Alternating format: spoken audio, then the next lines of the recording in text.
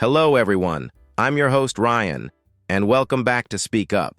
Whether you're commuting, doing chores, or just relaxing, thanks for tuning in. Today, we're diving into a question many English learners wonder about. Why do most people fail to learn English, even when they try hard? Sounds familiar? Don't worry, we've got you covered. Hey everyone, I'm Priya. If you've ever felt stuck, unmotivated, or just plain confused about learning English, this episode is for you. We'll talk about the real reasons why people struggle, not the textbook answers. And don't go anywhere, because later on we'll share one mistake that almost every learner makes without even knowing it. Stay with us. Let's first understand the biggest flaw: memorizing instead of interacting. A lot of people think that just remembering grammar rules or word lists will make them fluent. But fluency doesn't come from memory. It comes from use. For example, you might know how to say 1,000 English words, but if someone asks, "How was your day?" and you don't know what to say, those words don't really help. That's the gap. Fluency is about real English use, not just knowing things in your head. Absolutely. I've met people who can fill out grammar exercises perfectly but struggle to say even one sentence when speaking. That's because they haven't trained their brain to use English naturally. Real learning happens when you interact with the language, when you speak, listen, and respond. It can be as simple as describing your daily routine, like, "I'm brushing my teeth," or "I'm making breakfast." That kind of English fluency practice helps more than memorizing 50 verbs in a row. And the great thing is, you don't need a fancy class or perfect situation to do this. You can practice anytime. One thing that helps is talking to yourself. It might feel funny, but it works. Say things like, "I need to clean my room," or "I'm going to work now." That's interactive English learning. You're using English to think, not just to study. It's like training your mind to respond in English, not translate from your native language. Yes, and it's okay to make mistakes while doing this. In fact, making mistakes is part of the learning process. Think about how kids learn to talk. They don't worry about grammar, they just speak. Over time, they get better. You can do the same. The more you speak and listen, the more comfortable you'll get. Don't wait until your English is perfect. Use it now in simple ways. That's how you build fluency step by step. Another small tip is to record yourself. Just talk about your day for 1 or 2 minutes, then listen to it. You'll hear what you said clearly and start noticing where you can improve. It's a smart way to build confidence. Plus, it shows that you're not just learning English, you're using it in a real way. That's a big win. Remember, learning English isn't a test, it's a habit. Exactly. And when you make English part of your life, it stops feeling like a subject in school. It becomes something you live with. You can even switch your phone or social media to English. Every small step helps. Fluency grows from real use, not from memorizing endless grammar rules, so keep using English even in small ways. It all adds up. We've understood how just memorizing words doesn't build real fluency. Now let's talk about something equally important: having a personal reason to learn English. A lot of people start with, "I want to speak English," but that's too vague. If you don't know exactly why you want to learn, it's easy to stop halfway. Real progress needs purpose. Like maybe you want a better job, or you want to speak clearly in meetings. When your reason is personal, your motivation stays strong, even when learning feels hard. Yes, and I've seen this a lot. People study for weeks, then give up. Why? Because they didn't connect English to something that really matters to them. Your goal has to feel real. Maybe it's getting a promotion, moving to another country, or feeling confident in a presentation. These are strong English learning goals, and when you feel emotionally connected to your goal, you're more likely to keep going, even when progress is slow or life gets busy. Exactly. Think of English like a bridge. If you know what's waiting on the other side, a new career, travel freedom, or even just confidence, you'll walk that bridge no matter what. But if there's no clear destination, you'll turn back. That's why it's so important to link your learning with something you deeply care about. It makes every lesson feel like a step forward, not just another task. That's where real motivation to learn English comes from. Here's something simple and powerful. Write your reason down. One sentence. Keep it somewhere you can see it. every day. Your phone wallpaper, your notebook, even your bathroom mirror. It could be, I want to get promoted, or I want to speak confidently at work. That daily reminder keeps you focused. You stop feeling lost and start feeling clear about what you're working toward. And when you're clear, you're consistent. I love that. And another trick is to say it out loud in English every day. It sounds small, but it makes a big difference. Say something like, I'm learning English to speak in meetings, or I want to study abroad. It builds belief. It reminds your brain every day, this is why I'm doing this. Slowly, your actions and practice start matching your reason, and that's how you move forward with purpose. Right. Learning English isn't just about language. It's about building a better future. But to do that, you need direction. So don't follow someone else's reason. Find your own. Make it clear. Make it personal. That way, even when things get tough, and they will, you'll have something real to hold on to. That personal why will keep you going long after motivation fades. We've understood how having a strong personal reason keeps you motivated. Now let's talk about something that blocks a lot of learners, over-focusing on grammar. Many people feel they can't speak until their grammar is perfect. They wait, they study rules, but they don't speak. And the longer they wait, the harder it becomes. The truth is, you don't need perfect grammar to communicate. Native speakers break grammar rules all the time. What really matters is being understood, not sounding like a textbook. Exactly. I've met so many learners who say, I'll speak once I fix my grammar. But guess what? That day never comes. Grammar-first learning can delay fluency and destroy your confidence. You feel like you're never ready. But here's the truth. Communication is messy, and that's okay. Think of a small child. They speak broken sentences, but people understand them. And they improve fast because they speak without fear. That's what communication-focused learning is all about. Yes, and you'll be surprised how far you can go just by focusing on clarity. You don't need perfect tenses or sentence structures to say, I went to market, or she not here today. Is it perfect grammar? Number. But the listener understands you, and that's what matters. You're speaking English without grammar fear, and that builds confidence. Fluency comes from using the language, not waiting for perfection. One thing I always tell my students, broken English is better than no English. You can fix grammar later, but right now, just speak. Start conversations. Make mistakes. It's okay. Language is about connection, not perfection. The more you use it, the more natural it feels. Over time, your grammar improves through use, not just study. That's how real fluency grows, by trying, failing, and improving, not just memorizing rules. Here's a practical idea. Instead of asking, is this sentence grammatically correct? Ask, did the other person understand me? If the answer is yes, you're doing fine. You'll pick up correct grammar naturally as you listen, speak, and interact more. That's how children learn. That's how you learned your first language. So don't wait to be perfect. Just start speaking.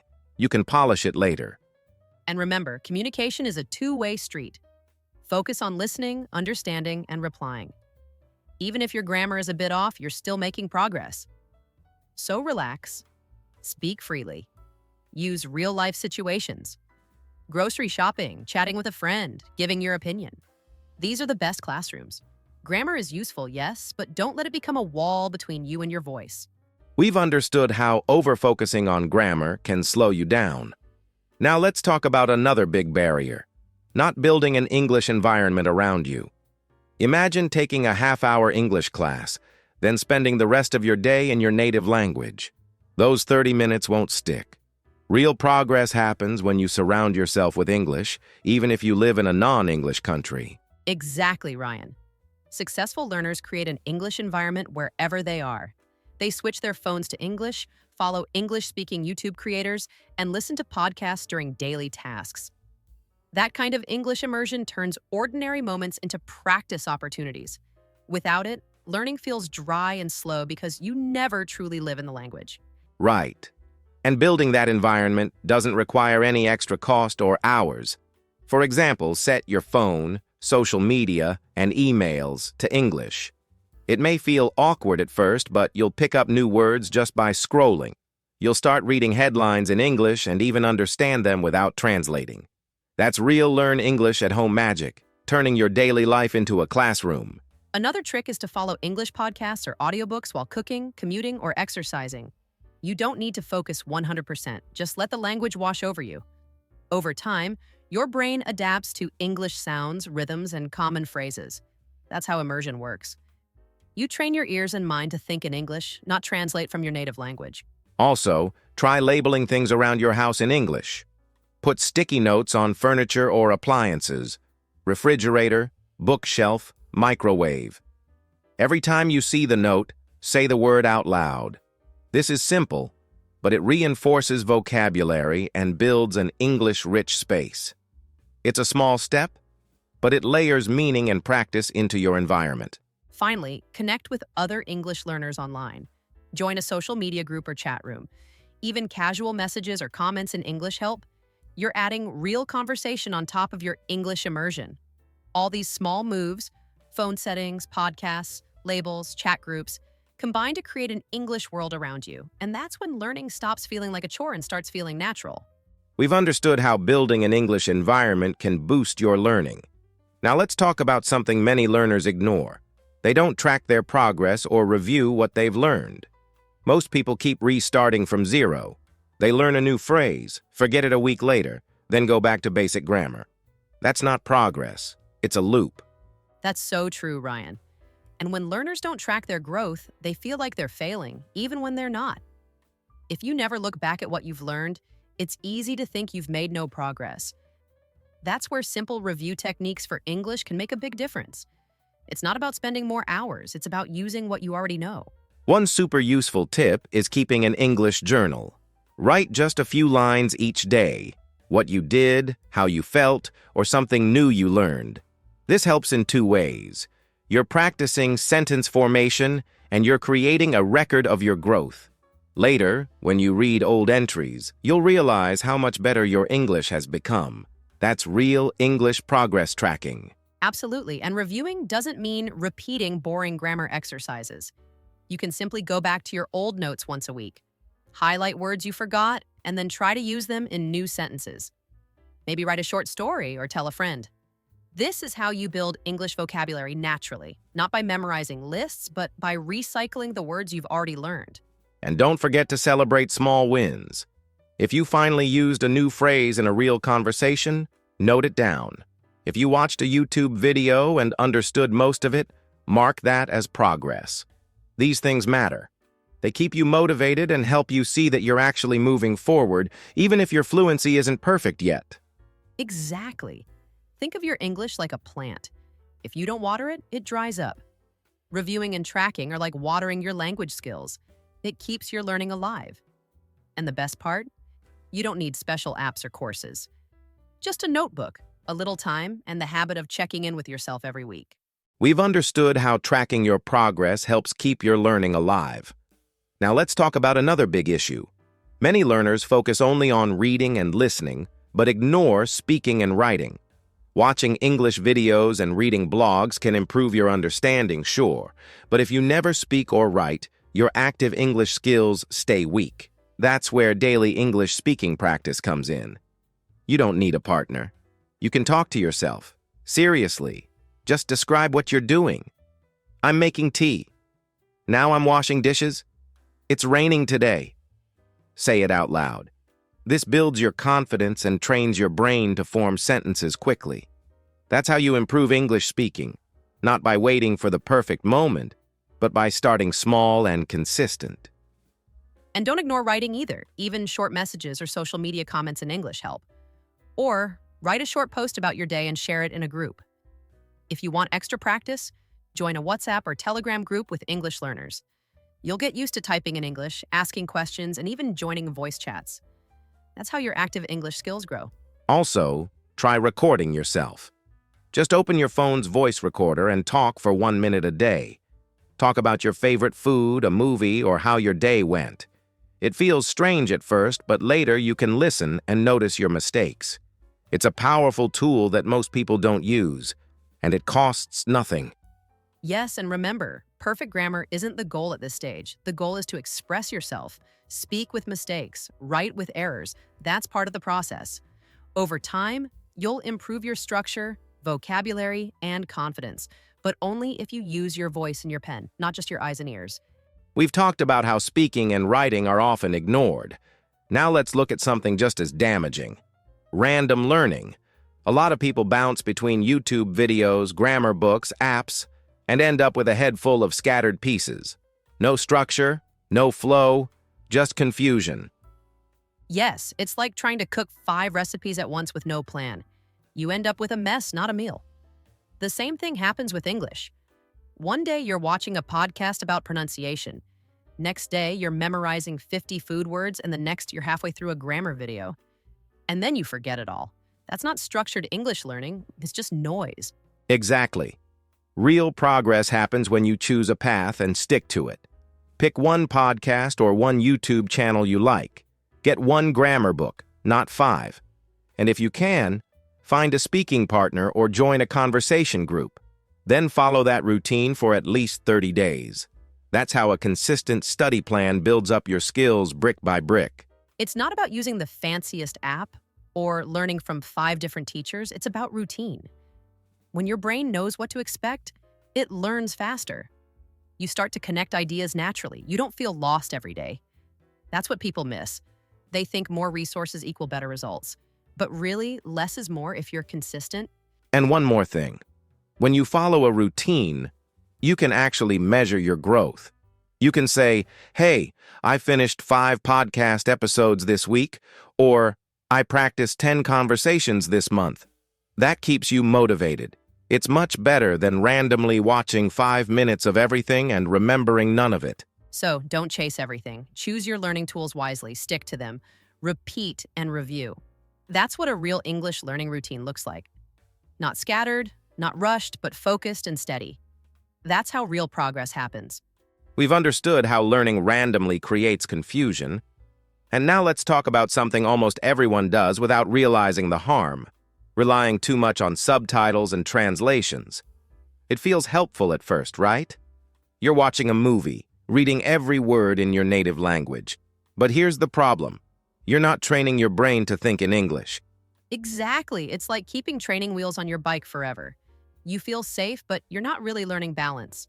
When you always use subtitles in your mother tongue, your brain becomes lazy. You wait for the translation instead of trying to understand the English. You'll never build the confidence to guess meaning from context, which is how fluent speakers actually learn new words. And let's be real. Most native speakers don't understand every single word either, but they keep listening, keep watching, and figure things out. That's how you grow. Instead of using native language subtitles, switch to English subtitles. Yes, it feels harder at first, but that's where the real learning begins. And here's a practical way to do it. Watch your favorite show with English subtitles. But don't just watch it like background noise. Pause after interesting sentences. Repeat them out loud. Try saying them with the same emotion. That's learning English through movies, not just watching for fun. I love that. And once in a while, try watching a short video with no subtitles at all. Listen first, and only turn subtitles on if you really need help. That builds your listening power and helps you start thinking in English naturally, not word-by-word translation. Bottom line, don't let subtitles become your crutch. Use them as a tool, not a habit. The goal is to understand English in English. That's how you unlock real fluency and confidence. Finally, let's talk about a huge reason why many people fail to learn English. They quit too soon after facing difficulty. Learning a language isn't always smooth sailing. In fact, after you get past the beginner stage, your progress often slows down, and that's when most people throw in the towel. But that's exactly when you should keep going. You're right, Ryan. Learning plateaus are normal. It's frustrating when you feel like you've been studying for months and the results seem to slow down, but that's actually a good sign. It means your brain is working hard to integrate everything you've learned, and it's right at this point that many learners give up, right before things start clicking. It's all about pushing through that frustration zone. Every learner has faced this moment, when you feel stuck, when you're not seeing immediate results.